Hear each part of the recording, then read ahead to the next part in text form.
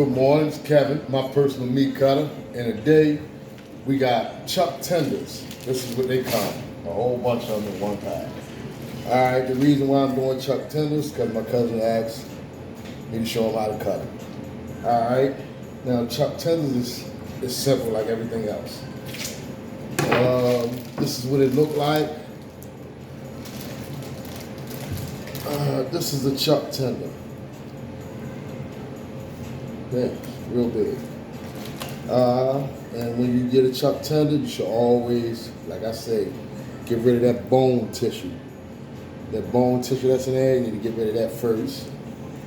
So, you know, like I say, always real thin. You don't want to cut too much meat off of it.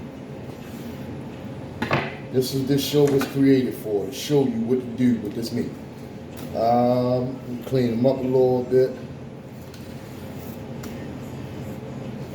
You know, you can sell it basically just like this if you wanted to, but we don't sell them that good.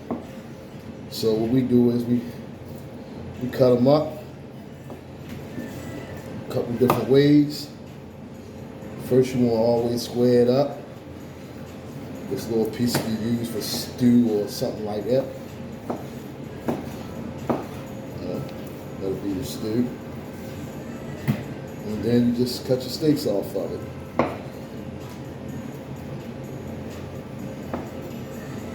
Chuck tender steak.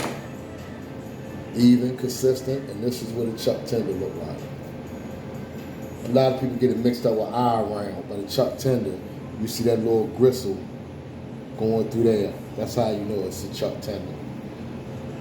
That's what a chuck tender look like, and this is what a chuck tender roast would look like.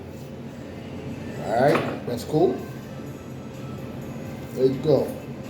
Chuck tenders, just keep cutting it straight down, even and consistent all the way till you get down to the end.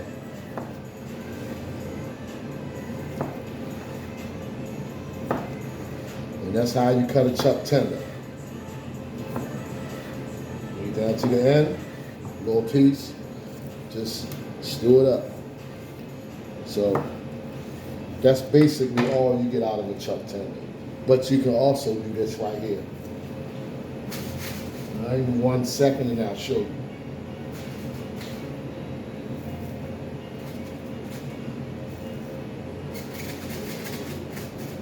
You can take the chuck tender, take the whole chuck tender. Don't forget to get your bone tissue off of it.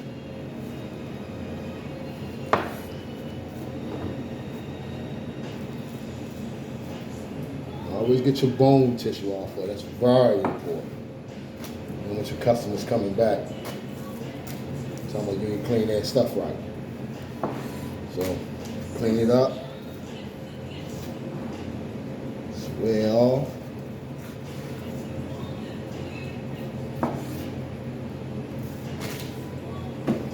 Maybe cut 1 or 2 steaks off the front. If you don't want it to be too big.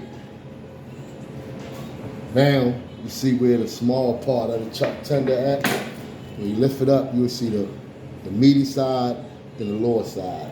The little side is when you want to lay it like this, and you want to butterfly it.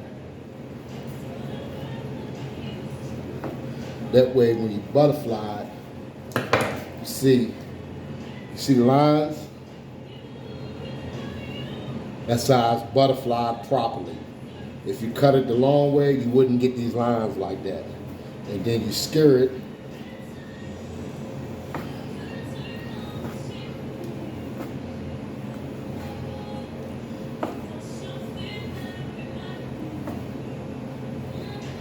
And you got boneless country style ribs. That's what we call them.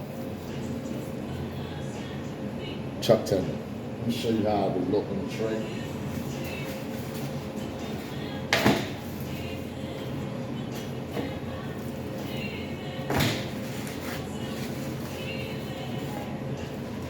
This is how it would look on the tray. Some people call them boneless beef ribs, but it's chuck tender butterfly. We call them Western style ribs. And that's how you cut a chuck tender. And thanks for watching. My personal meat cutter, Chuck Tender. This is it.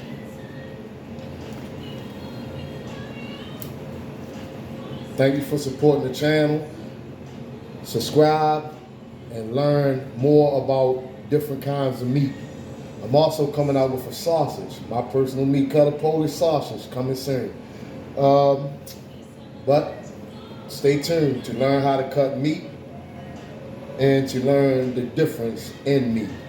And you can also check me out on my personal meat cutter test kitchen. That's where the sausage is coming from, because we tested them, we tried them, we did everything you could possibly do to it, and so we approved it.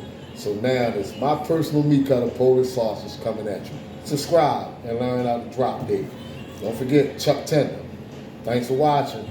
My personal meat cutter.